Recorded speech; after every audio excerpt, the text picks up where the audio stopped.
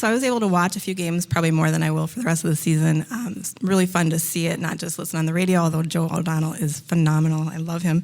So I have a couple defense questions. I love listening to the radio. He's so good. Yeah. He's got to be. In fact, a lot of times I'll watch the game and just sync it up perfectly with the radio. I did that the other night. I was watching it. You sit 4 feet away from the radio, guys. You can listen to them all night. That's true.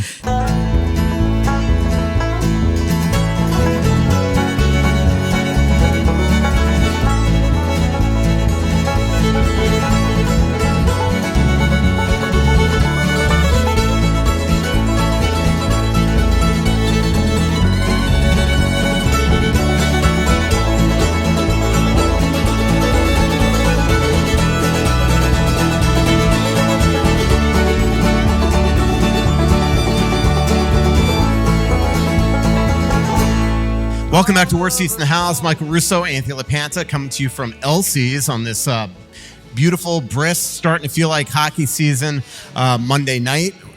Season opener is 3 days away. We'll talk a lot about that. Again, October 27th is our next live show at Tuttle's. And Anthony, right on time, 1 minute to go. Good job. Apparently, he left his house at 6:38. You live 25 minutes away, so I don't know how you managed to get here on time. And in that 22 minutes, he stopped at Home Depot to exchange something. Had to return a few handles for cabinets and buy new ones. So a quick Was there exchange. any worry when you walked in there that there might be a line that would delay you? Nah. They just immediately took you? Yeah, it was. I did when I left the house. Margot did say, "How do you know how long it's going to take you at Home Depot?" And I said, "I'll be fast. Don't worry."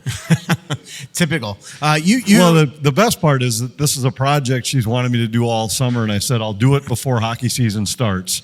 And so you started 3 days before. And you leave Wednesday. So leave really Wednesday. 2 days so before. I've got tonight and tomorrow. There'll be a coat of paint tonight when I get home from the show. Some new cabinet handles. Is this the master bathroom that she's wanted you to do for about 5 or 6 years? It's more like 10 years, but this is a temporary fix on that project that I had promised I'd have done before the season started. Oh my Lord! I got a new tree today in my backyard. Yeah, I'm sure you had a lot to do with that installation. Yeah, I know. The one very expensive, and I come back and I look at this tree, and this is with all due respect to the guys that put in this tree, I'm thinking I could have even gone in the forest and cut this thing down, and it would have been a lot less money. No, you couldn't have. I think first of all, if you're going to plant a tree in your yard, you don't go cut it down first. Is that really how it works? I don't know. I guess you need roots. Like when you get a Christmas tree, I know you might not get Christmas trees, but when you cut them down, then they die. I got you. Oh, maybe that's why the other tree died. Yeah, if you cut down a tree, it isn't. You don't just stick it in the yard and hope for the best. Okay, now it makes sense. So we're at practice today. Anthony is watching practice with his Starbucks cup, and Gorg had been on this FanDuel North Zoom for at least 15 minutes at that point. No, it wasn't 15. You don't have to exaggerate. The story's good enough if you don't exaggerate. It had to be 10 or 15 minutes. I got on the call at 6 after it started at the top of the hour. All right. Well, either way, I go to him as he's watching. I'm like, aren't you supposed to be on this FanDuel Zoom that Gorg's on? And you look at your calendar and like, oh, I probably am supposed to. And then he all of a sudden realizes it and just dials in outside there, this very important corporate meeting today. It was very important, and I was 6 minutes late, but I don't think they noticed. It was still at that point, they were still doing here's everything that's great about FanDuel Sports Network part of the call, which is great. And I shouldn't laugh at it because they've made some significant changes. They're optimistic that their plan's going to work. I think it has a chance, and I really like the people that are now running the show there. They got some guys that I think are really good at TV. So there are going to be some changes to how the Wild broadcasts look that I hope the viewers appreciate, that I think will be better.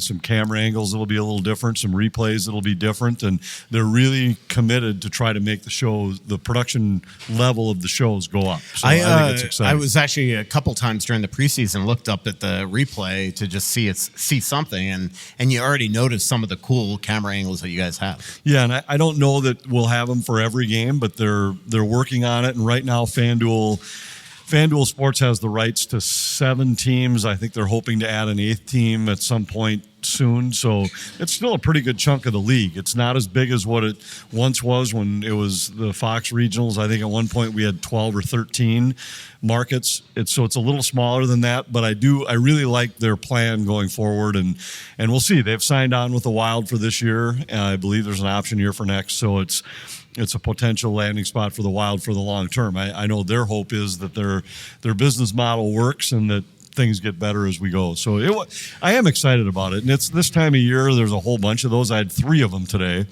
And so that's why I don't mean to make light of the fact that I was 6 minutes late, because it's not acceptable. But there were 3 of them, and I just forgot what times they all started, and I was off by an hour on that one. So I was glad I happened to be in the same place as Kevin Gorg, and he was on it. Yeah, Gorg was right there, and of course he didn't even try to tell you. I will say he wasn't on the one the day before when we were all supposed to be on a different call, and I was the only member of the Minnesota Wild broadcast crew that was on that one. Remembered about it? Yeah, that one was that's another example. Like, they signed a contract with this company called Sport Logique, which is, have you seen Mike Kelly on the NHL Network? Course. So he's the guy who put this together.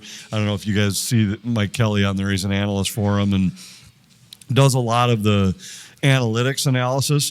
Well, he's going to be he'll be on some of our shows. He was on a couple shows with us late in the year, and that's just an example of they're putting some money into that kind of stuff. And so for me, that's right up my alley, because that's where I really like to dig into some of the numbers. And so we had a meeting with those guys this week to explain how their system works, what we can ask them for, what we can do on our own, all that kind of stuff. Yep, you are a nerd. I acknowledge that. Also, while we were at practice today, Connor McDavid re-signed 2 years at $12.5 million. I think we were all shocked at the AAV. This might have been the first agent in NHL history that fired his client rather than the other way around. I'm sure that Judd Moldover was just nauseated doing this deal. But you know, the funny thing is, on this podcast for 2 months, people have been asking, like, was Kirill Kaprizov, is he potentially waiting for Connor McDavid to set the market? I'm like, he better not be, because it was so obvious that McDavid had made it clear that he was going to sign under market value and for a team-friendly contract. But man, to come in $1.5 million under Leon Draisaitl, he certainly wants to, over this next 3-year period, make sure that the Oilers have the best opportunity to win. Well, not only that, but I also think, and I agree with everything you've said, and we've talked about it before, about the fact that he's made it pretty clear that he didn't want to hamstring the organization with a big contract. But this guy isn't a martyr either. He knows that 3 years from now, the cap is going to be a lot bigger, and now you can sign your 7 or 8 year, at that time it'll be a 7-year max, I guess, but he knows then he might be able to say, all right, now I'll do 7 times 20, because the team will be able to do it, because the cap will probably be 116, I think, that year, if I remember right. Well, no, I mean, next year it's supposed to be 104, but it's going to be more. And 2 years from now, it's supposed to be 113 and a half. Right, so it's going to be 116 or 120 the year after that, which would be when then he'd be negotiating. Right. So it's now all of a sudden you're talking about, I think a lot of players right now are looking at it saying, well, maybe I'll sign my big deal 3 years from now when the cap is bigger.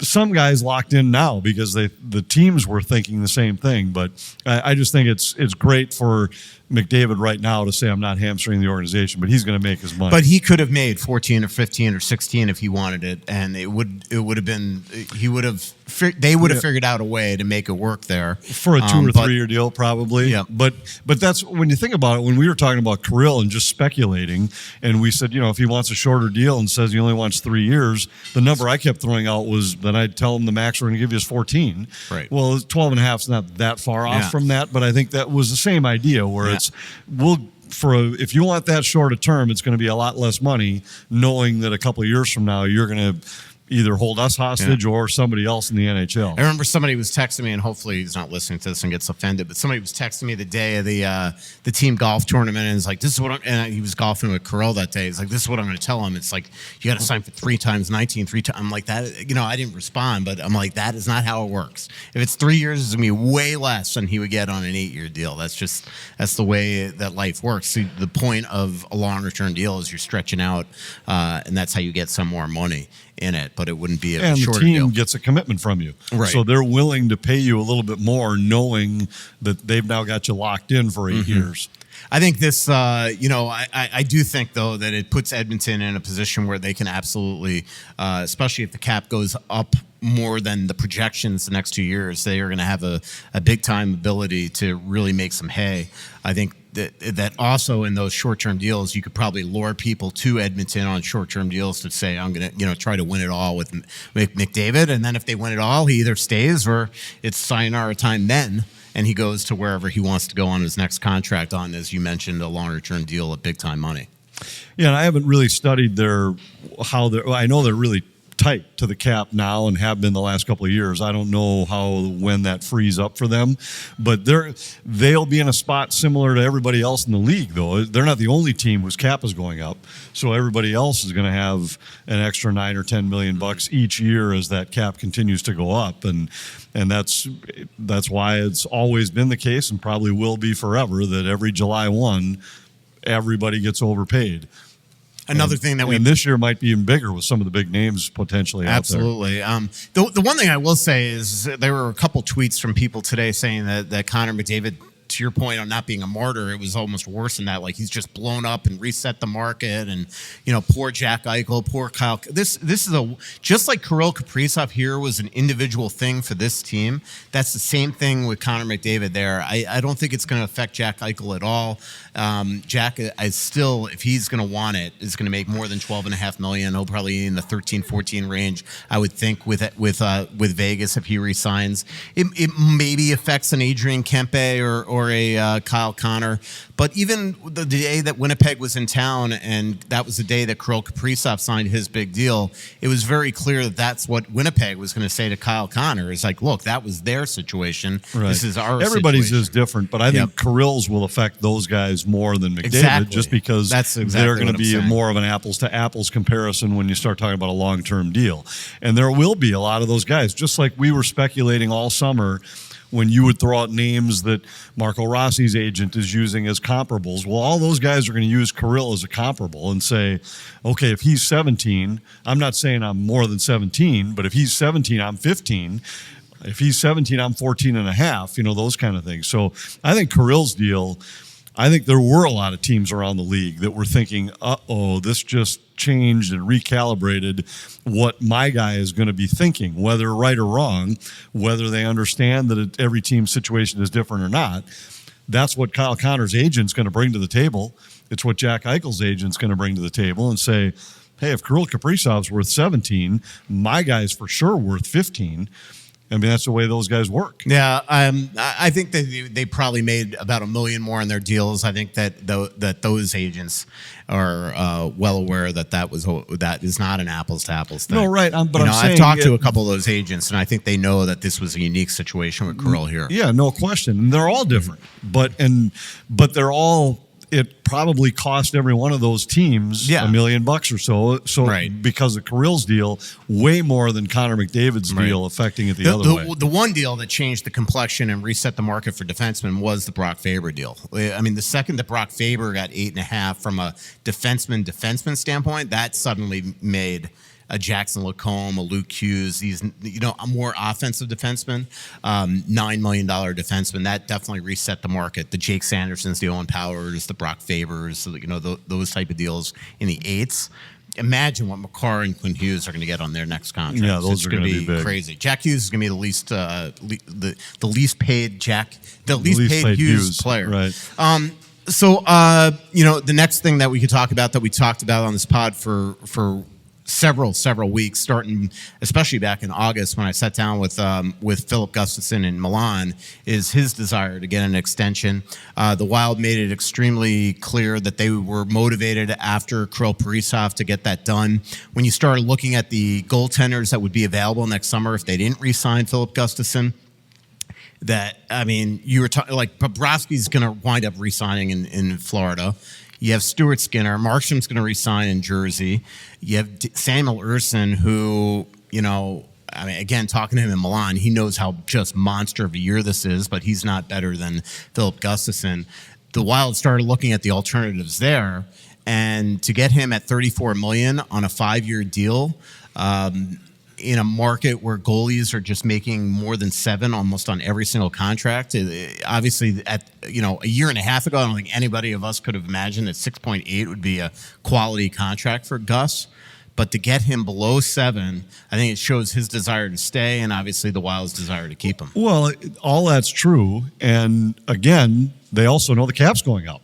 So $7 million today is a lot different than $7 million 4 years from now, 3 years from now, and I think this is a terrific deal for the team to lock in at a position there where.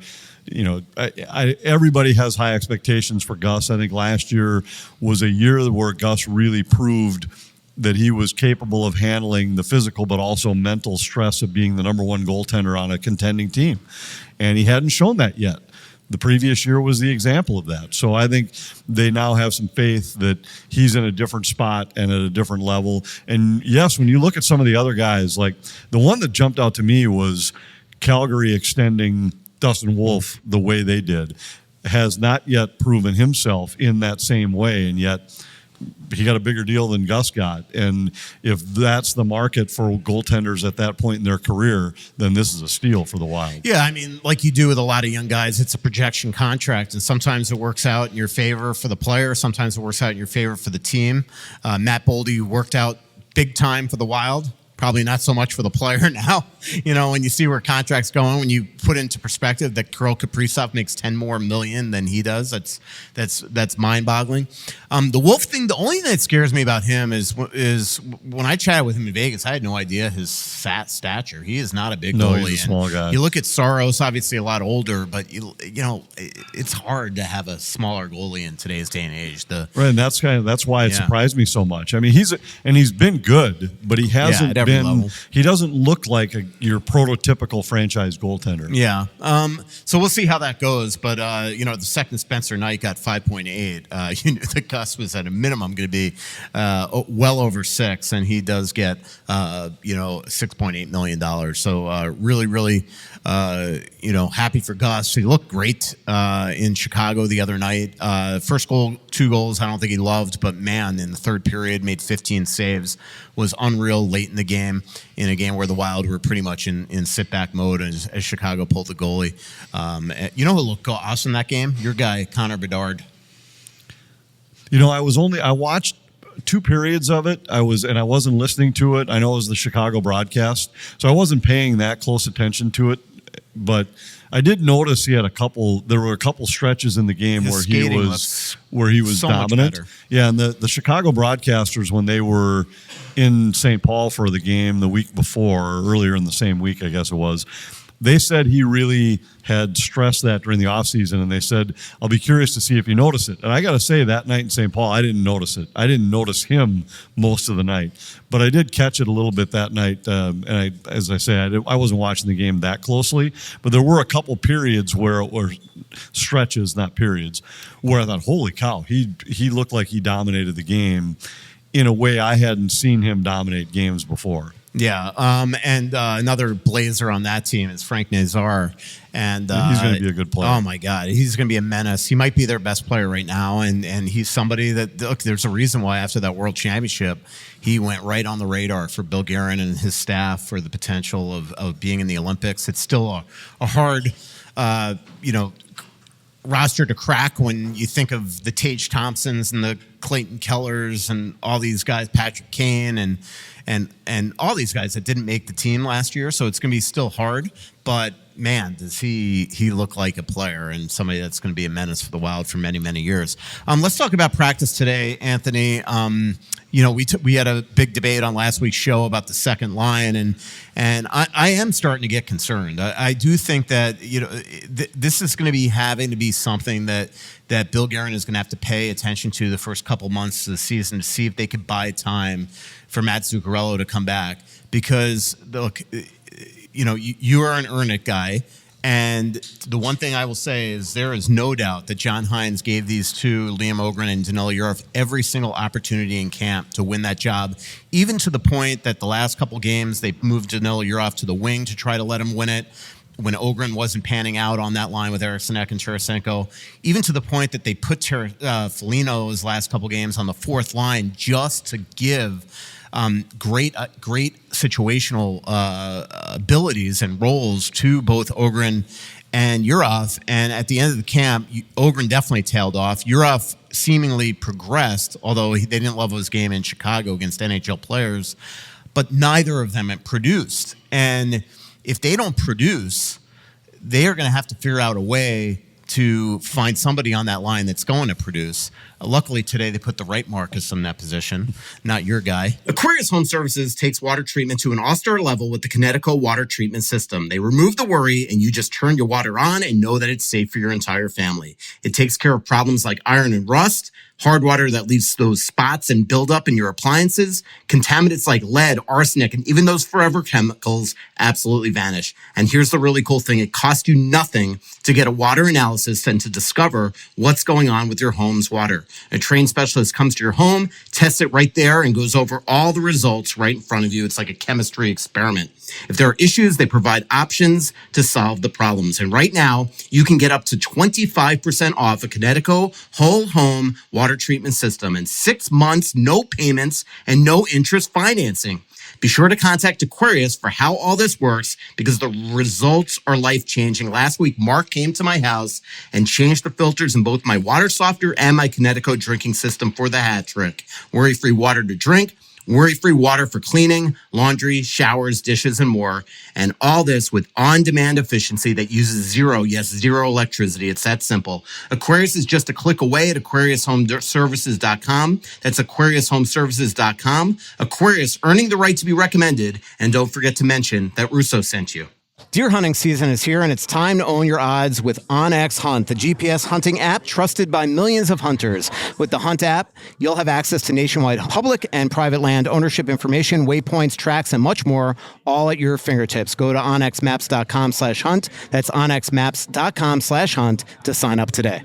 Hey, Mark Rosen here for Stretch Lab. I had my introductory first stretch when I was visiting my relatives in New Jersey. I went to the local Stretch Lab there for my 50-minute session. I felt so good afterwards. And when I came back, I immediately called that Stretch Lab in Eden Prairie. They have locations all over the Twin Cities where my nephew first signed up. I've been hooked ever since. There are locations I mentioned throughout the Twin City area, but I stuck with my Tuesday morning appointment with Jason to get my 50-minute stretch in as part of my schedule. It's like a meditation session. He stretches out my legs, my hips, my back, my neck, my traps, all of it. And I take some deep breaths and I feel like a new man every single time I leave. My nephew's in his late 20s. I'm a little bit older, but it doesn't matter. Stretching is so important in our daily routine. Having an expert do the work is the only way to go. My advice, give Stretch Lab a chance to improve your overall health. Check out a location near you.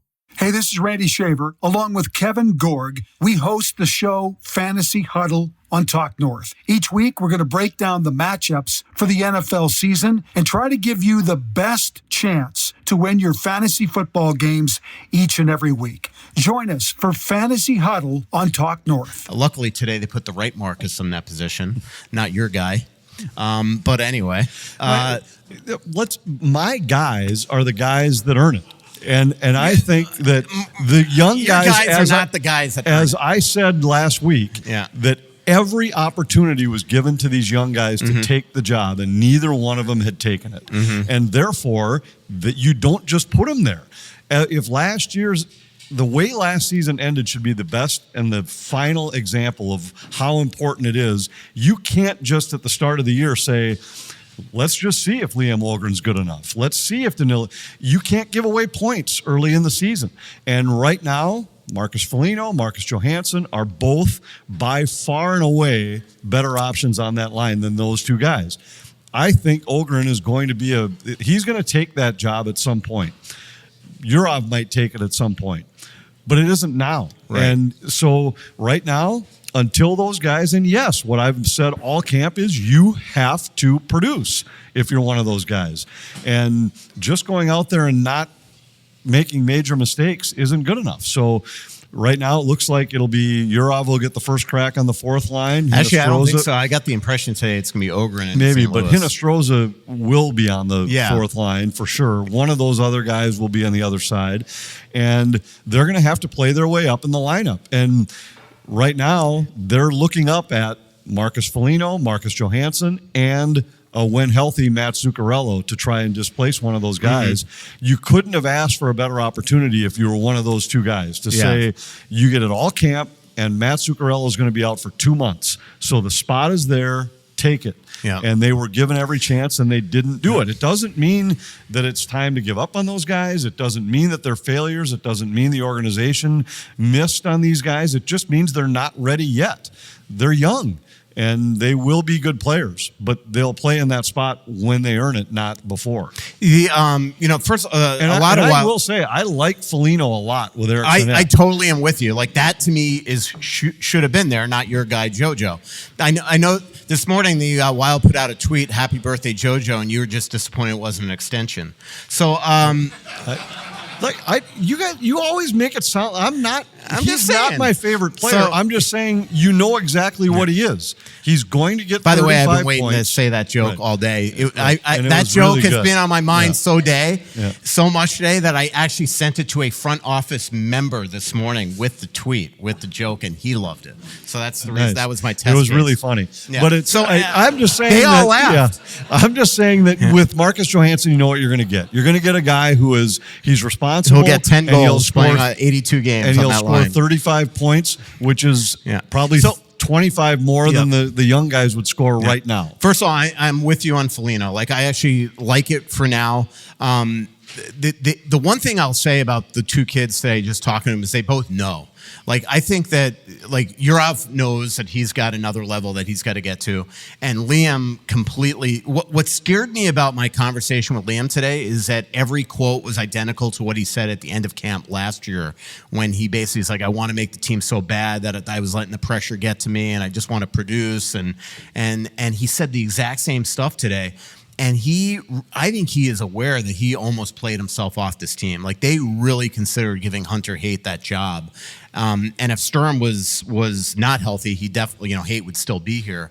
But Ohgren doesn't have much leeway. He is going to have to start playing better. And it's not just producing. Like, the way that Yurov played throughout camp, like, there was just, from a two-way perspective, they just liked it a lot more. Right. And they feel trust in him. I think in St. Louis, they're probably going to go with the more experienced guy. But the question is, what happens from this on out? If John did say today, that was interesting. He said it on the record in the thing that he will probably not have these two guys in the lineup at the same time. Well, for sure not on opening night. And I think that could change with injuries. And Vinny Hinostroza is a good player, but he's not a can't miss guy, like you can't win without him type guy. Right. So, I mean, he'll get the first crack. He was more responsible in camp than those two guys were. And I mean, Yurov's a responsible player, no doubt. But I will say, and then we can put the Johansson part of this to bed, is that's why the coaches like him so much. It's why they wanted him back, is because they know they can depend on him. He's a very responsible, dependable player. And that's what they need to see more of from the guys like Ohgren and Yurov before they're willing to just say, all right, let her rip, you guys are in. And not that it's not like they're making glaring mistakes, but it's got to be more than that if you're going to take that job. It can't just be that you made it through 18 minutes against a half NHL, half AHL lineup without any glaring mistakes. It's got to be like, all right, you made a play. Half of your shifts tonight came against guys that are going to be in Chicago's American League affiliate, and yet you never really did 100%. anything that turned ahead or made anybody get up on the edge of their seat, and that's what you wanted to see from one of those guys. And as I can't stress enough, though, that these guys are 20 and 21 years old. They're Now you're taking my Lions last 2 years with you. Is that when, like last week, I said that was what I said to you. I think that you're not realizing that they're 21. No, I am realizing it. I'm saying because You they're weren't last 21, week. yes, I was. I'm saying they're not ready. You were saying you got to give them a chance so you know what you have. Based off your other option which is Marcus. We've seen enough. That's what I'm just saying. Yeah. Like there just comes a point where it's either go get somebody else or put somebody else there, but somebody on that line needs to produce. You can't play the entire year on the second line and have 35 points. That's not a team that's going to go and win a cup. Well, no, but the guy who's going to be on the second line is going to be Matt Zuccarello. You need somebody for 2 months. Exactly. And for 2 months, I'm saying that I'd take the guy who I know what I'm going to get rather than the guys I'm hoping, unless the guys I was hoping showed something in camp, and they didn't. So what I'm saying about their age is don't give up on them, and this isn't the Wild giving up on them. They just might be ready when they're 22 or 23 instead 100%. of 19 and 21. Yeah. So you can't.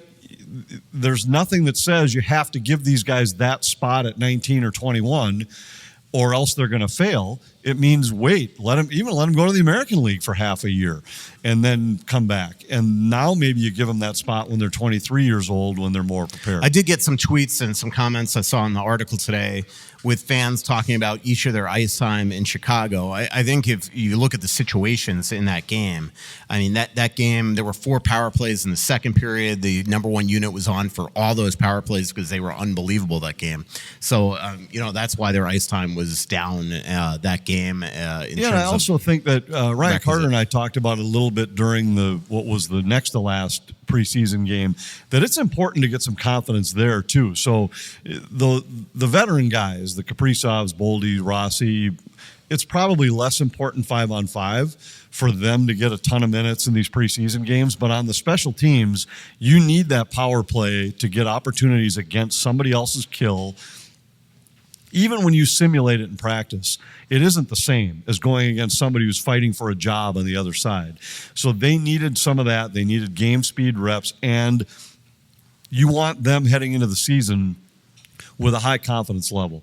So I thought those last 2 games were really important for the special teams to be good, and they were. They were terrific in the game at home against Winnipeg, and then they were good in Chicago the next game. Yeah, and we saw today in practice why you can't simulate perfectly. You have some guys that are on both the power play and penalty kill, so right. So it's just sometimes hard to do it. Let's talk about the blue line now. That was interesting too. Talking to John today, I do not think they know 100% yet what their defense pairs are going to be in St. Louis. Obviously, one has to do with Jonas Brodin, but I don't get the impression from talking to him today that he necessarily wants to go with Bogosian on the left side with Jiricek. So could we wind up seeing Damon Hunt in Jiricek? Could we wind up seeing Damon Hunt with Bogosian?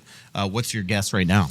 This is, again, assuming that Brodin's out. Right, and I think they're going to start with Bouillon and Spurgeon together and then play Bogosian on the left with Jiricek. I think if you put Hunt in the lineup, it would be more likely you'd see Hunt with Spurgeon and Bouillon with Jiricek, and they just wouldn't play as much, and Bouillon would be in your lineup as a power play guy. So you think over Bogosian? I think so, only because of the fact that you want Bouillon in your lineup captaining the top power play. Mm-hmm. There's a chance you could go Bogosian with Hunt as well, or Bogosian with Bouillon, on the third pair and Jiricek out.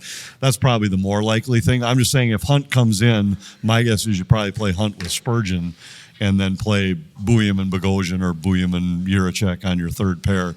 Probably opening night it would be Bogosian just because he's the veteran. Mm-hmm. But I have a feeling that I don't know. If he thinks that he can't have Ohgren and Yurov in the same lineup at the same time, do you think really that he's going to play Bouillon and Jiricek on the same pair? No, I'm saying I think on the road it'd be Bogosian and Bouillon for opening night in St. Louis, and maybe at home you could play with Jiricek. But that's why I think he's likely going to start the year with Bouillon and Spurgeon playing together and just see. But I guess what I'm disagreeing is I think Bouillon and Spurgeon are a lock, and that he would go Hunt Bogosian.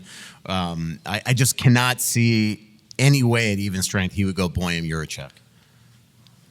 No, I don't either. No, that you said that originally. I'm saying Hunt and Bogosian would be the third pair. Okay, originally you said Hunt and Spurgeon. Yeah, with Bouillon and Bogosian. Okay. So I'm saying if he plays Hunt, I think he plays him with Spurgeon, right, and then Bouillon would go with Bogosian. I think you misspoke. But if he doesn't play Hunt, I think he's going to start with Bouillon and Spurgeon and just play Bogosian on the left or something. Yep. I don't know. I have a feeling he wants to give Jiricek an opportunity. I think they saw enough from Bouillon in the last couple of games where they want to at least give him a shot to play with Spurgeon. But it was a week or so ago, I remember talking to John at length about it, and at that time, he wasn't convinced that they had seen enough from Bouillon to put him in the top 4, but they have seen enough from him on the power play to know they absolutely want him in the lineup and absolutely want him, even if it's playing 10 minutes on a third pair, if you know he's going to quarterback the top power play. The one thing that John keeps on saying about Boehm and Juracek is that they're both going to be works in progress in terms of their defensive play at even strength. But man, Boehm the other night on the power play, that was something to be seen, because it's your guy JoJo. He is the. Up until Boyum's arrival, he was the best at bringing the puck up the ice on the power play, but Boyum is something to watch. He just makes the right plays. Obviously, same thing. They're going to be plays. They're going to be mistakes, but it was just, that was the game where he looked, and again, a real penalty kill. He looked more like the guy that we saw in college. He just looked like he was dominating. And I just think he's starting to realize, how important it is for him to get shots through, to not just be a pass-first guy where all of a sudden guys are peeling off essentially because they know that he's not going to shoot. I think it's good to have that. And man, it was really nice. He looks like the player that they knew they had when they drafted him. He looks like the player all these scouts have raved about. When I think I said it on last week's show that I've talked to a bunch of the scouts of other teams that we see at the rink a lot, and hey, what do you guys think of Bouillon? And they throw out these names like Quinn Hughes and Cale Makar, and you just think, holy cow, if that's who these scouts, who obviously saw those players at this point in their career, if they're seeing similarities there, the Wild have a pretty special player. Yeah. So Brock Faber, I wrote about him today. And by the way, there's a mic up here if you want to come up and ask questions. You don't have to be invited. But Brock, I wrote about today because it's really fascinating. I mean, he's in the first year of his big ticket contract. And yet he's not going to be on the power play. And there's very few number one defensemen in the league that I could think of really ever that just wasn't a power play guy. But the one thing I like about it is they are going to try to really have him take license of the penalty kill. He was really going to try to take ownership of it as well. But it's also, if you look at his analytics, and you're a big analytics guy, is that the last 2 years, now 2 years ago he had an excuse because he's playing with broken ribs. But, last year it did look like he tired out in the second half. And their hope is that if you lessen his ice time, and one way of doing that is to keep him off the power play, that it's really going to help elevate his game, both at even strength and on the penalty kill. And he seems to be, he did say that at first it really got in his head that, because a lot of defensemen are just, especially when you make a lot of money, they're judged based on points, whether you like it or not. And then he got to play with Slavin, and the recognition that he got at the Four Nations, it really showed him how important you could be, and it reminded him that his number one goal as a player is to keep the puck out of your net. Right. And he seems to be really fine with the fact that right now, that obviously there's going to be situations where we're going to see him out there, but right now he is not starting on the power play. Right, but look at Slavin, or look in your own lineup and look at Jonas Brodin. He was on the number one pair for Sweden in the same tournament, and he hasn't scored ever in his career, and takes pride in the fact that when Connor McDavid comes to town, he gets Jonas Brodin on every shift. When Nathan McKinnon comes to town, he gets Jonas Brodin on every shift. I mean, you don't have to look very far to look at another guy who's made a name for himself in this league. And really, Brodin might be as similar to Slavin in role on a team as there is in the NHL. And I remember early last year talking to some people about wondering if Brodin would be in the top 6 for Sweden. I was like, top 6? He's a no-brainer for this team. And they started naming other Swedish defensemen, and I'd put him behind him, I'd put him behind him. And I was like, all those guys you're talking about score more than Jonas Brodin, but none of them defend like him. And sure enough, when that tournament starts, he's on their top pair playing against the best in the world for 22 minutes a night. And was outstanding to the point that I've got to think he's an Olympic shoo-in. I agree. For that. And he never says no to Team Sweden, and he goes to the World Championship, as we know now, not exactly healthy, and he was their best defenseman at the Worlds too. I just like Faber's attitude, and again, he just shows why a lot of us, maybe it's changed now with $136 million in the bank with the Kirill Kaprizov, but I think why a lot of us think that he might be the next captain of the Wild, but obviously that's subject to change as well. Question? Yeah, thanks always, guys, for doing these shows. They're appreciated, the podcast. Everybody's eager. We're starting the season. I think I heard a moment ago, Mr. LaPanta, that you're the analytics guy. Does that make you, Mr. The Russo, dinosaur. the vibes guy? I'm just the dinosaur. You getting ready for Movember? Yeah, let's go. You see Dylan over there? He got confused, thought it was this month. It's okay. Some I think guys, Dylan's been some working on guys that like, since July. Like I want a head start. It's Yeah. okay. Looks good. Yeah, but the true Movember is you're supposed to shave it on October 31st and start clean. Let's go. All right, I'm in. All right. Give it a I did shot. Movember once. Yeah. Let's all do it. That was pretty. We have a good picture. You mean greener? It is about the conversations that you start with that thing. Mm-hmm. But so I'm curious to learn among kind of two groups, the faces that are new to us on the Wild and the faces that we know for a long time. What are one or two guys that you're most eager to see how things play out for them? So guys that are on the roster, new to us, guys that we've seen, who's ready to pop it, and who are you eager to see play? So thanks. Yeah, for me, Buyam among the new guys, because I think really up front, the only new guys are Ohgren and Yurov, and I think they'll both be guys that will be better at the end of the year than they are right now. Tarasenko, you kind of know what you're going to get, I think, with him. But Buyam, to me, is the guy that he has a chance to be a major impact player on a team that really has been looking for an upgrade on their special teams on both sides for a number of years. But I think this power play has a chance to be one of the top 5 or 6 in the NHL with now Buyam running the show at the top. And that's a big difference. If you're talking about a power play that's 25-ish% rather than 20%, that it doesn't sound like a big difference, but it really is. So he's the guy for me among the new guys. And I'd say among the guys that we know that have been here, it's the two guys that are going to play with Kaprizov for different reasons, Marco Rossi and Matt Boldy. I think for Matt Boldy, can he take the next step and be the guy he did last year when Kirill was out? It became his team, so to speak. Doesn't have to be his team, but can he take on a role? Because let's say when Matt Zuccarello comes back, can you split Kaprizov and Boldy up and have them each carry a line? That, to me, will be interesting. And Rossi, can he take the next step? Went from 40 to 60. Can he now go to be a 70, 75-point guy? I think he's going to get a lot of opportunity to play with Kaprizov and Boldy together early, and with Kaprizov and Zuccarello or Boldy and whoever, once they're all healthy. He's going to have a chance to be with those guys all year. Might not get top power play time, though, so can he still find a way to get to 70 points even without that? So those are probably the three guys I'm most excited to watch. Yeah, I will be interested to see how they handle Boldy, Kaprizov as a tag team to start the season if they get no production on the second line. Because then you might have to, especially on the road with that long road trip coming up, Anthony, you might have to split those two just to spread the wealth and put... I think long term you have to split them. Yeah. Because I don't think you can go through the season getting, I don't know what it would be, 40% of your offense from one line. Yeah. But then at times, kind of like Edmonton does with Draisaitl and McDavid, where they're on separate lines, but then when push comes to shove, you'll see those two guys out together quite often down the stretch in games they're chasing, and particularly when they're at home. But I think that's what you might see with these guys. Put Zuki back in the top 6, and maybe now it's Boldy with Eriksson Ek, and it's Rossi with Kaprizov and Zuccarello, or something like that. Yeah.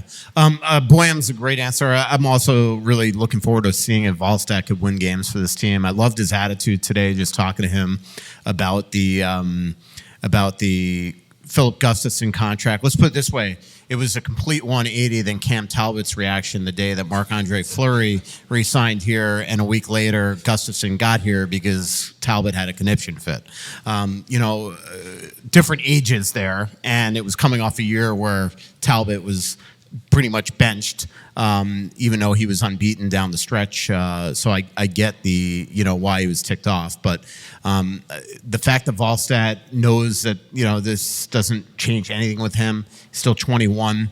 The other thing we just talked about, just the fact of the dearth, the lack of goaltending right now in the NHL, and how much teams are going to be looking for him next 2 or 3 years. If the Wild could turn Wallstedt into an unbelievable asset, they're going to be able to trade for something with him as well. So, to have him, I said this last year, last week, I said the exact number. If the Wild could have both their goalies in that $9 million, and it turns out to be exactly $9 million, to have Wallstedt at 2.2, for the next 2 years, I think that's a great number if he can win games here, and he's going to be relied upon to win games here. Hey guys, thanks for being here. So actually about a year ago, we came to this podcast and my daughter asked a question and it was really fun. But I keep hearing on this podcast about Ohgren. We had the opportunity to see him in Iowa and how great he was there, but it's so different. Do you truly think he has the potential to be something bigger, better? I do. Anthony I do said too. no. I think he's going to be a good. Anthony said he will not be Marcus Johansson. I don't think he will. I still don't. But I think. But that doesn't mean that's still a pretty good NHL player. I mean, there are a lot of really good players in the NHL that don't score 40 in a season 6 times. They just don't. Playing with Alex Ovechkin, and he wasn't with Ovechkin. He wasn't even on the top power play when he was in Washington. That should open you up to contribute points, right? But I'm saying, like, he didn't play with Ovechkin. It was Backstrom and Oshie that were with Ovechkin. Well, Oshie wasn't there for as long as JoJo was there. Before that, his first stint, especially when JoJo was younger. But Johansson was never on that line. I know that, right? So I'm just saying, like, you could be a really good player in the NHL, and if you score 40 points 6 times, that's an unbelievable career. And I think Ohgren, to me, I hate ever saying here's what the guy's ceiling is, but to me, he looks like a guy that might be a middle 6 type forward that's a 18 goal, 20 assist kind of guy in a good season where he can shoot the puck and he can skate, but there's a lot of guys who can shoot the puck and skate who don't score. He bulked up. Right? Yeah, he did. He really bulked up. And he scored in Iowa. But there's a lot of guys who score in the American League who don't score in the NHL.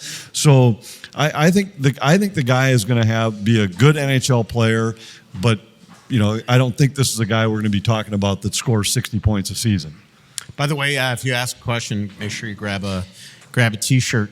Royal Credit Union's 4.00% APY 12-month certificate has guaranteed returns at maturity and no minimum opening balance for fast and easy opening. Are you saving for college, wedding, retirement, or a large purchase? Reach your savings goals faster and open a 4.00% annual percentage yield 12-month certificate at any Royal office or online at rcu.org/certificate saver. Early withdrawal penalties could reduce earnings and principal. APY accurate as of 9/29/25. Insured by NCUA. And I want to tell you about Twill in the Edina Galleria. Scott Dayton's Twill in the Edina Galleria. TwillMN.com is the website. I'm wearing my Johnny O hat. I'm wearing one of my many Peter Millar shirts. Johnny O and Peter Millar are 2 of my favorite brands out of Twill in the Edina Galleria. When I've been going to Wolves games lately, I've been wearing my Dingman shoes. I've been wearing my Brax pants, my either Peter Millar or Johnny O shirts, pullovers.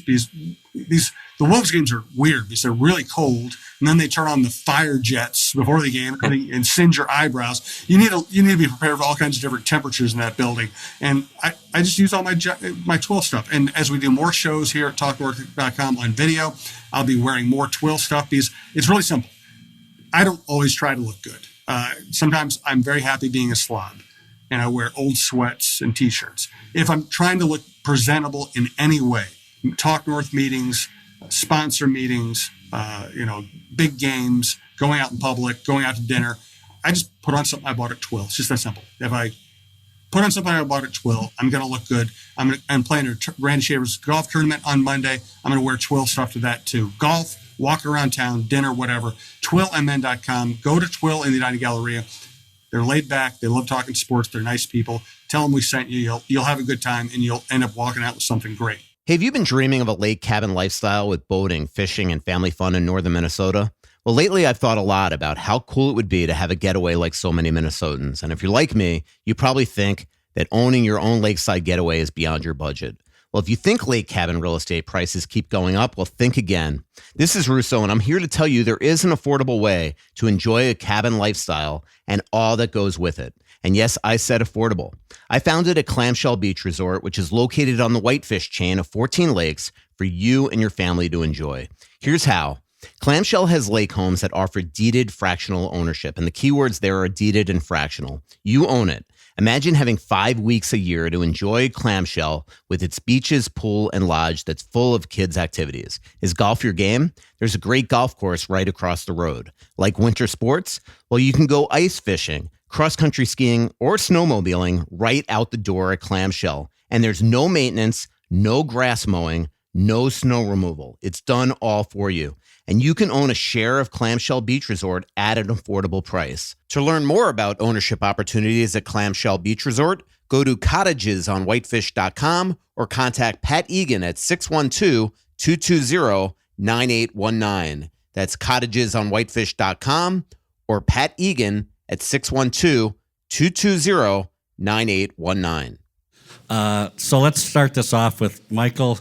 What is your relationship like in the locker room with JoJo? Do you have any indication he listens to this podcast? To his credit, he treats me great, and I don't know if he listened to this podcast. So. Okay, my real question. It is a inside joke with some people in the front office, so like the one I sent the text message to this morning about your upset that he didn't get an extension. I did realize after I sent the text that when you sign a 1-year deal, you're not allowed to sign an extension as a UFA until after July 1. So, January 1, January 1. So, question about the salary cap going up. I see it as maybe an issue in a few years with teams that will be haves and have-nots. I think fans 100%. Look at it as, oh, look at next year. Our team's going to have $10 million more to spend, and year after that, we're going to have $20 million more. Well, you have to look at it like every team's going to have that. So it really doesn't change the fact that they're all the teams are going to have that room and they're going to go after the players. And I think for teams like Toronto, the Rangers, they don't care if it goes up to $125 million, $150 million. I mean, for them, it's not that big of a deal because they have that revenue source. But I just see so many teams where the owners now, in 2 years, 3 years, are they going to have that revenue coming in to afford to pay an extra $20 million, $30 million a year? And sort of tied to that question, doesn't that make it all that much more important that Craig gets some things done with the arena, some upgrades to bring in more revenue sources? Well, the second part of your question is probably yes. But I think what he has proven from day one is that he's going to spend to the cap. And I don't think Wild fans have to worry about it, but I am worried about it in terms of league balance. I think there will no question be teams that are no longer cap teams.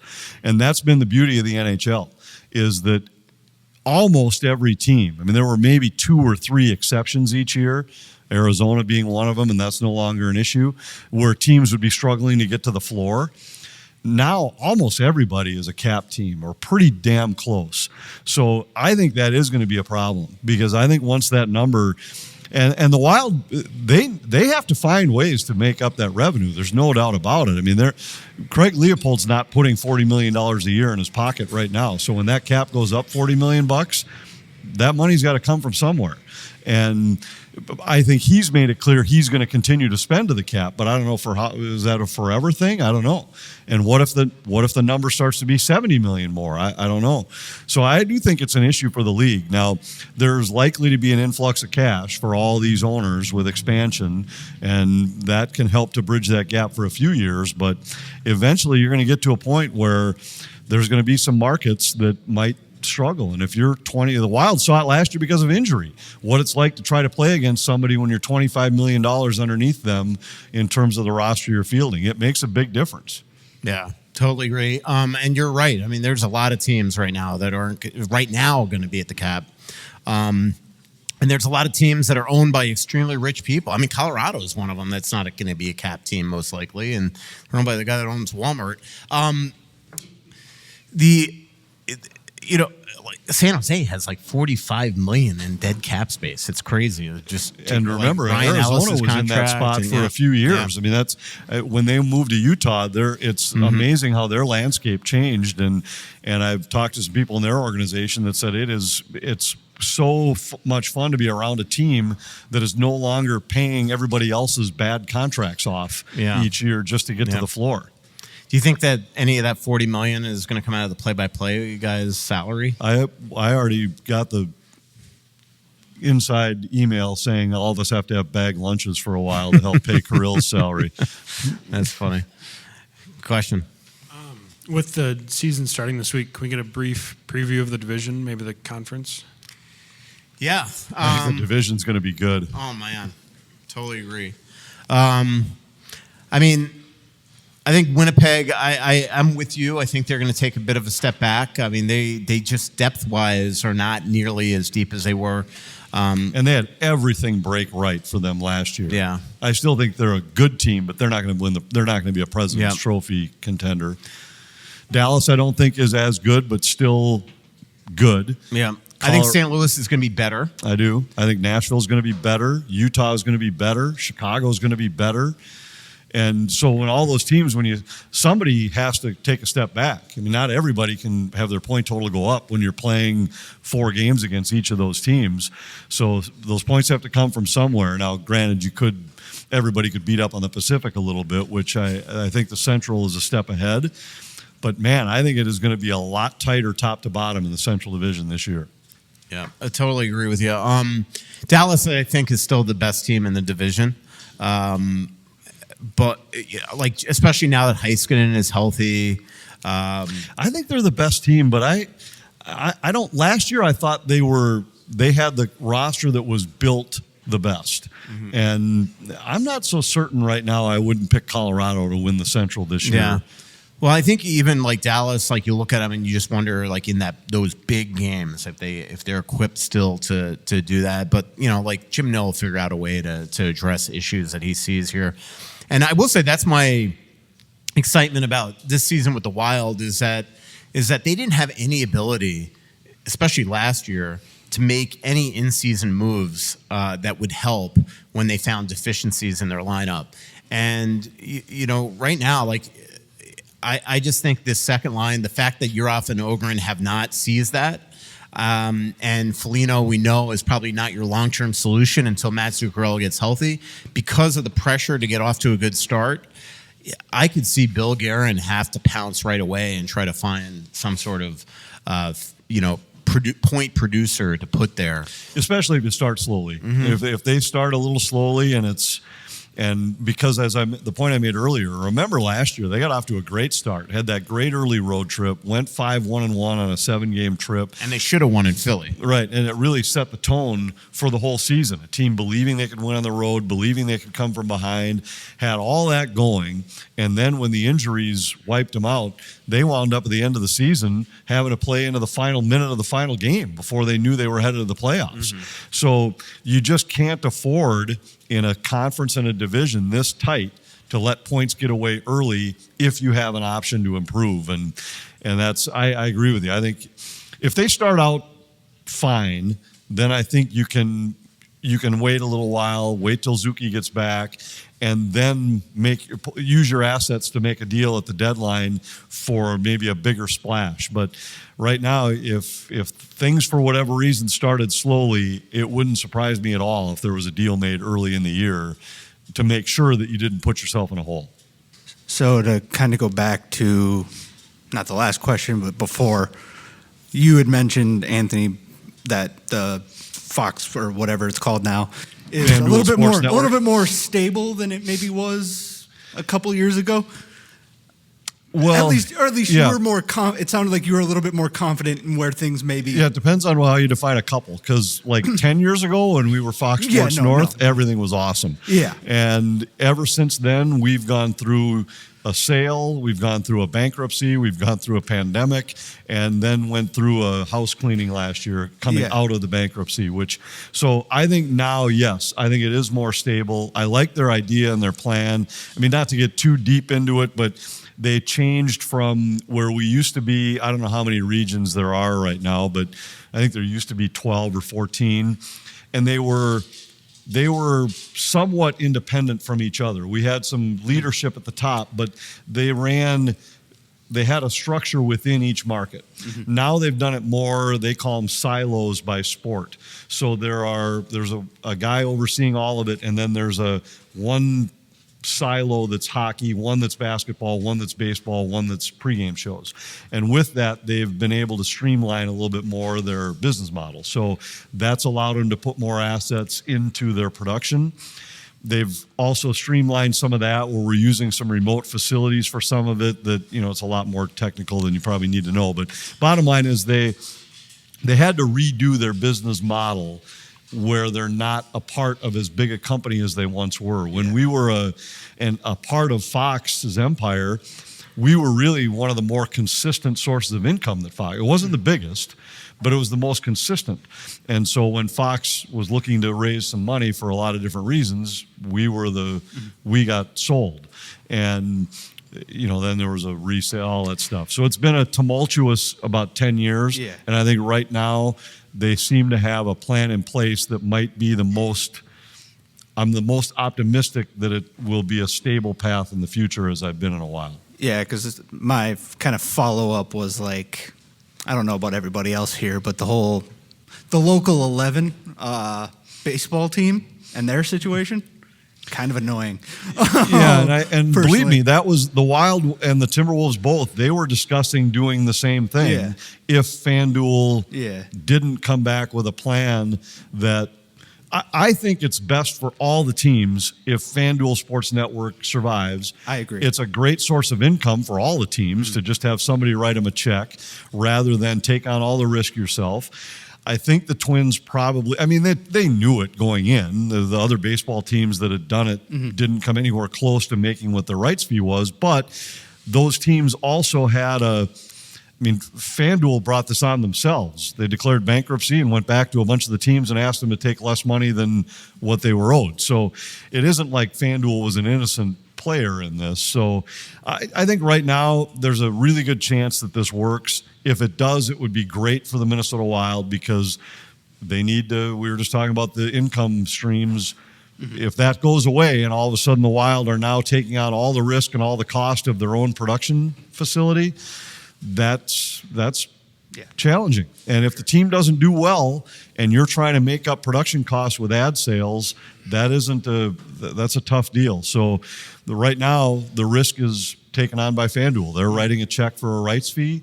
They're banking on that they're going to make that money back. And that's a better spot for the team if assuming the business plan works and you keep getting the checks. I'm always, fascinated by the teams, and I think there's one in town that do the subscriber base, because especially if you do monthly and don't get that money up front, if you suck down the stretch, if you have a fire sale at the trade deadline like some teams do, how do you now get people to subscribe that last month or two of the season? Right. It just seems like a huge risk. That is the risk that the regional sports network takes on is, again, not to go too deep into but the business model for the regional sports networks was always subscriber based. It was when you wrote your check to DirecTV or to Comcast or whoever was your provider, that a chunk of that money went to the regional sports network. And the ad sales were a nice supplement, but the primary source of income was subscribers. And so if the teams take it on, they have to then match that subscriber fee because they can't make up the production costs with ad sales. It just doesn't work. And now there are other models out there. We've got a friend who's involved with Victory Plus that they have the rights to the Stars and the Ducks, and their model is to give away the games free and then try and make it up with targeted ad sales. And we'll see if that's oversimplifying it. But Dallas's viewership went up, but I don't know if the business model provided the kind of income that a normal rights deal could. That's yet to be determined, but their plan is intriguing, and we'll see. The landscape is changing. Weekly is an exaggeration, but it's changing month to month, where teams are waiting on the side to see how this all plays out. Everybody, the whole cut the cord mentality, is really interesting, but for live sports, there is no substitute. Everybody wants to watch the event live. Somehow, some way, somebody's going to figure out a way to get the games to the viewer and turn it into a profitable business. They just will. I don't care how you watch your movies or your TV shows or anything else. Live events, sporting events, people want to watch live. So somebody's going to figure out a way to make some money doing it, and all the teams are waiting to see what that is so that they can probably get back to what they used to do, which is just cash a check from a rights holder. Yeah. The victory thing is, to me, still fascinating because, you want, from an old newspaper guy, once you give it away for free, it's hard to pack that back in. And, even at The Athletic, remember when we started The Athletic, it was always, ad free, ad free, ad free. And you're like, that is never going to work. And then we slowly introduced, even though we have subscribers, slowly introduced ads on the site. And at first people were ticked about it. And now it's like just there and nobody even notices. So, right. And I think, and Victory, to be clear, they are paying rights fees to the team. But they're trying, saying their business model is yet to be determined. Can they make enough money? Yeah. Because they don't have subscriber fees. So can they make it back in this targeted ad model? And we'll see. If it works, it might be the ticket in the future because of the fact that the viewership went up. I don't know the exact numbers, but Dallas went from averaging like 20,000 viewers per game to like 80,000, which is huge. And all you had to have was this app when you could watch all the games free. But the challenge is, can they continue to make money doing it by selling ads? That's yet to be determined. Is this why when I downloaded Victory the other day, now all my ads on Victory are like cigars and yeah, casinos? It is targeted. It's really a fascinating model. It's all based on all the data is king. So I told Michael, I said, if you and I watched the same game, we'd have different ads pop up on the boards even. When you're watching the game, they have the ads that Anthony would just be golf and wine. That's true. And I don't even want to know what yours would be, but there's some other people I'd really rather not know what theirs would be. But it is interesting because, like, if you guys watch a Wild game on FanDuel Sports Network, the ads on the board are the same for every one of you. But if we watch on this Victory Plus model, it's very targeted. And then some of them they can sell. It's like only when this many people are watching at the same time. It's in the rotation, that kind of stuff. It's really interesting. Fascinating. But it's yet to be determined if it'll work. Hello. Hi. A couple more questions and we're going to wrap up the show. So I was able to watch a few games, probably more than I will for the rest of the season. It's really fun to see it, not just listen on the radio, although Joe O'Donnell is phenomenal. I love him. So I have a couple defense questions. I love listening to the radio. He's so good. Yeah. He's got to be. In fact, a lot of times I'll watch the game and just sync it up perfectly with the radio. I did that the other night. I was watching it. You sit 4 feet away from the radio, guys. You can listen to them all night. That's true. So I do have a question. I have a couple of comments. So it's defense related. So Damon Hunt was a great surprise. I remember thinking how solid he looked when he was here before. So that was a pretty cool move. And then William, kind of on what you were already saying, was so fun to watch. And he looks like he's got great chemistry with the big guys, with like our team superstars. So really fun. My question though is, and I might be a little sentimental, but first of all, so Jurasek, I don't say his name properly. Juracek, thank you. He obviously. You're always sentimental. Last week you loved Bogosian, but it was very clear to me you loved Middleton. Middleton, I have to admit, he did great on that gorgeous Kaprizov Woldy deal. That was a beautiful play. So, and I have to keep my notes, otherwise I'll forget. So Jack Johnson, so he also seems solid. And people like I think maybe even Ryan Carter had mentioned too. So he looked great. I thought he reliable, and I think would be like team friendly, what you guys call like team friendly price point, so to speak. So when I think about how Jurasek is younger and obviously can spend time in AHL or what have you, seem like there's turnovers like a lot that end up in our net, and doesn't mean like Anthony was saying that he's not going to be better, but why not have somebody like Jack Johnson who seems to have all these pluses? Maybe you guys can explain, because I just don't know like the sausage making part of it on why he couldn't be, because he made it right to the end. I mean, the thing with Jack Johnson and Juracek, it's sort of definitely apples to oranges, because the reason why right now, and this is really unique to the Wild, is that most teams are always looking for right shot defensemen. Well, the Wild had almost too many with him. They had 4 right shot with Brodin hurt and only 2 left shot. So they brought in Jack on this PTO. He's 38 years old. He definitely looked like he was slowing down. He's been sort of hanging on, by a thread the last 2 or 3 years of his career. Well, they brought him in here, and I think even though they didn't always say it, I was sort of always writing it, even as far back as the summertime, that at the end of camp, they would look at waivers and see if there was just somebody way younger that was also a left shot when Brodin was out, and they especially traded Chisholm. So in this case, Juracek it's irrelevant to the Jack Johnson thing. They looked at Jack Johnson, and then they looked at a 22, 23-year-old Damon Hunt, same exact what would have been the salary, $775, and they went with the guy that has a long-term future. It doesn't mean that Damon Hunt's going to be here forever. Eventually they are going to, Brodin's going to be back healthy, and if they're healthy as a blue line, they are going to have to make a decision. Do they carry 8D? Do they send Juracek down?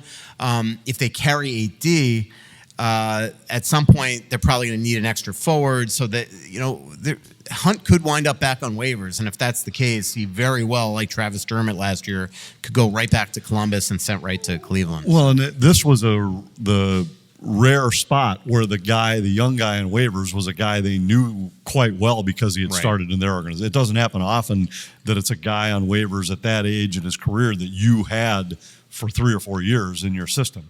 So they knew what they were getting in Hunt. And I like Hunt. He has a low upside compared to David Juracek, but I like him as a player. And I think he'll be a guy that can count on in a lower set on your defensive tandem.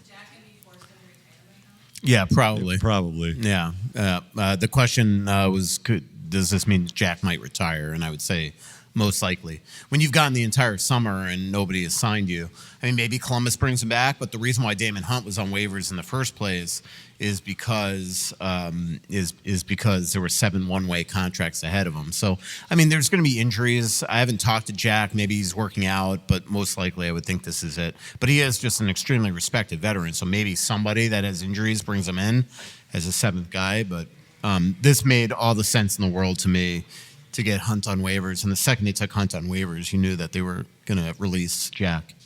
Last question of the show. Well, I got about 13, 14. Okay, that's good. For a while. Anthony, you got a pen? Yep. Going back earlier, you're talking about Yurov. Does he just seem like he's thinking too much? In practice, does he have an explosive first step? I don't know that I'd say anything he's done has been explosive, but at least in the games it hasn't been. Yeah, and even in practice, I'm just kind of thinking about what I've watched, and there hasn't been anything that wowed you. Where, like, even Liam Ohgren will make a couple plays every day in practice where you'll be like, okay, well, the puck just came off his stick in a way that it doesn't come off a lot of guys' stick, or strides through the neutral zone. Where Yurov he looks. I don't know if it's that he's overthinking. It's hard to know because they don't know him all that well, and we haven't had a chance to watch him play a lot, and nor has anybody in the organization because he wasn't in the American League. Maybe. It could be that he's I think skating has always been adjust. something that people have questioned with him. He's kind of an upright guy, so sometimes maybe it looks a little awkward. But I do think that stuff can be fixed. I wrote about this in my Yurov story. Dorofeyev, which is another one of his guys, his clients, he goes to the same Prentice camp, and the one thing that Rick Camero, his agent, basically had requested essentially in the last 2 or 3 years is try to help him gain a step or two on the ice. And as stronger as Dorofeyev's gotten in the gym, it's on the ice where they've really noticed that his skating has gotten better. And we've seen that throughout the years. Nino Niederreiter is somebody that skating was always an issue. And you saw power skating coaches, and he just got better and better. I think we're seeing it with Trenyon right now. So, this is, as Anthony said at the top of the show, this is 21 years old. At the end of last season, he had the ankle injury. So who knows how much he is. Everything's new to him. Like that's the other thing with Danila Yurov. This guy's living in I almost said the hotel. He's living in a hotel here for weeks, Boyum's been told to go get a place, and Joe will have where that is. It's really cool coming up.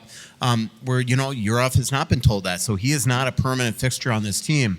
And and just even talking to him today, like everything is new to him. Everything is uncomfortable to him right now. I asked how's the hotel. He's like the windows don't open.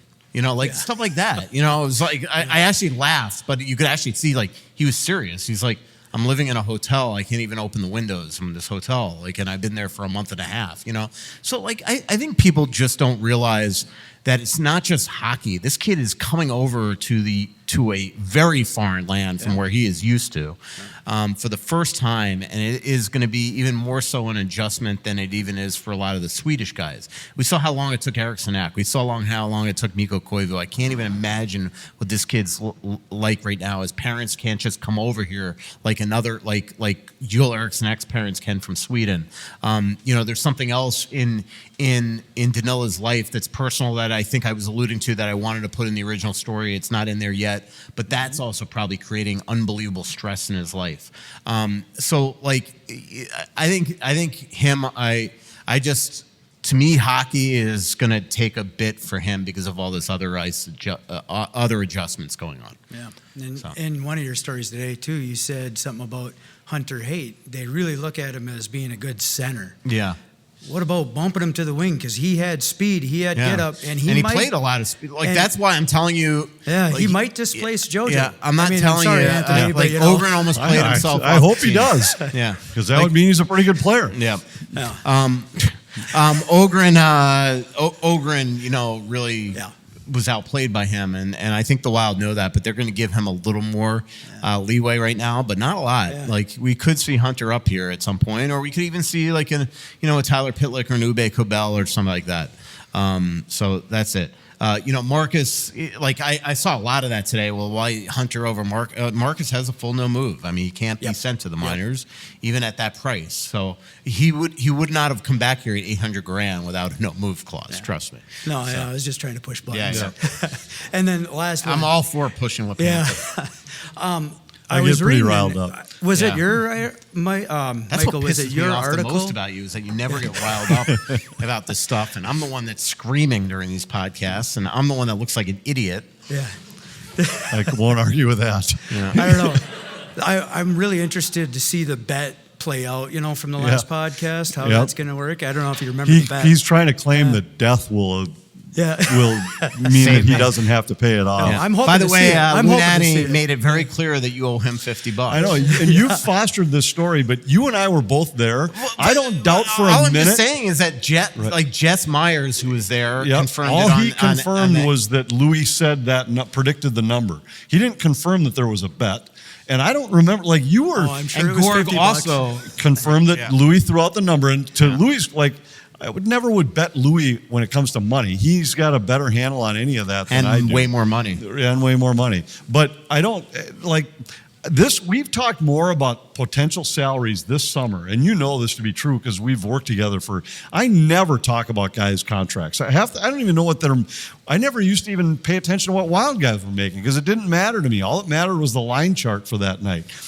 When I do a game with Louis, I make sure I look at the other team's roster to know what every guy's making because I know at some point during the show he's going to bring it up.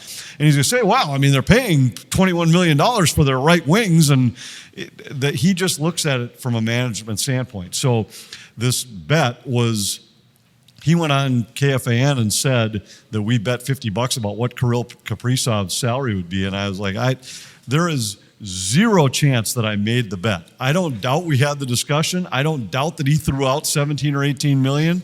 I don't doubt that I would have said, I don't think you'll make that much, but I would have never had a number in mind. And you were sitting next to me. You didn't bet him either. We wouldn't have questioned Louis when it comes to money. I think we joked about the fact that Louis, you might not want to say that too loud because Billy Guerin was at a table That is true too. That's a good us. Point. Yeah, and I was like, trust me, I have been there when Billy and Louis. First of all, I instigated it, but I have been there when Billy and Louis had a freaking blow up like you wouldn't even imagine. Yeah, it was Billy hilarious. Doesn't like Louis and I was throwing just out numbers there, like that. And I absolutely. This was about a different player many years ago in Vegas, but it was funny. And actually, to Billy's credit, he has since told both Louie and me, that we were right. So this was a difference of opinion about somebody that. All right. Those anyway, guys, we didn't mean to interrupt your question. No, that's all right. The last one was, how well do you think that the truck that you could go down to for replays is going to be now located in Colorado? What kind of technical problems are there going to be to start? Well, wish they'd throw the play-by-play guy. It isn't Denver. Don't you think that'd be fun? It isn't the whole truck. There always will be a truck on site. Okay. It's a part of the production that comes from Denver that will be shared by all the FanDuel teams.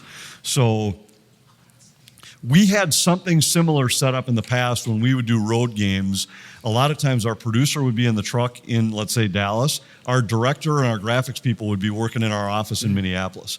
And so but it was every region had their own of those. Yeah. Now they said, let's just build one, and now we can have a graphics operator that. The challenge, I think, is going to be, we have a graphics operator now that might be doing a Wild show tonight, a Nashville show tomorrow night, a Dallas show, well, not Dallas because they're not one of our teams, but St. Louis the next night, Carolina. Where we all have our own look. So we all have our own style, and now this guy has to know all of them. So there will be some challenges and some growing pains for sure, but I think there will always be our crew in the truck. And one of the other things you're going to see is we're going to travel our pre- and post-game people now to road games. And actually, instead of having a studio back here where they're not at the site, this will allow more access and a little bit more connection to the team. And so I think it's all going to be good. And they're doing that in all the markets. So I think there's a lot of things I like about what their plan is. It doesn't mean they're going to work, but I'm excited about trying them. And there's going to be a new show coming too. I forget what it's called, but if our shows are at 6:30, this show will come on, I think, at 6, and it'll be like kind of live bounce arounds to all the arenas. And you might see let's check in with Kevin Gorg in Dallas where the Wild are going to face the Stars tonight. So you get kind of a taste of what's happening all over the league. Yeah. Which I kind of like that too. They have the ability to do it. They've got a truck in all these venues. Why not tap into that here's a coach interview, here's a player soundbite, whatever, and that other networks don't have. Kind of reminds me of what you were saying, media, like print media now, they have universal editing desks and things like that. Everything's streamlined now. This was a long show. It's school night. We're actually losing people. Yeah, it's because we had good questions. Yeah, exactly. TV 101 was this show. Happy to provide a little insight. There is an app, I believe, that helps you sync radio with TV. I'll see if I can figure that out. Yeah, check that out. Thanks to our incredible sponsors and for joining us at the Aquarius Home Services studio. Our next live show is October 27th at Tuttle's. Aquarius Home Services, your local authorized dealer for Connecticut water treatment systems, clamshell beach resorts, Onyx Maps, Tuttle and Edina Galleria, Royal Credit Union, and Stretch Lab. Thanks, everybody, for coming on out. Thanks for coming. So much coming out, there's nothing going in. I know that you feel like you're never gonna win. Oh, but the world